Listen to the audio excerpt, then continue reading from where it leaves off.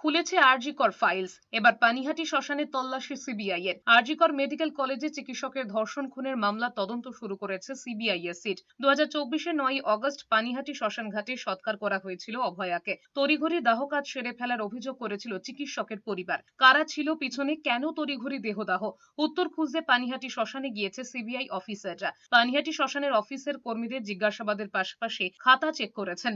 আরজিকর কাণ্ডে আগেই নাম জড়িয়েছিল পানিহাটির প্রাক্তন তৃণমূল বিধায়ক নির্মল ঘোষের। তার বিরুদ্ধে অভয়ার দেহ তড়িঘড়ি সৎকার করার অভিযোগ ওঠে। এর আগে সোমবার আরজিকর হাসপাতালে গিয়েছিল সিবিআই। সিবিআই এর পূর্বাঞ্চলীয় যুগ্ম অধিকর্তা রাজেশ প্রধানের নেতৃত্বে একটি তদন্তকারী দল আরজিকর ধর্ষণ এবং খুনের ঘটনা তদন্তে হাসপাতালে গিয়েছিলেন। আরজিকর হাসপাতালের একাডেমিক বিল্ডিং এ যান তদন্তকারীরা।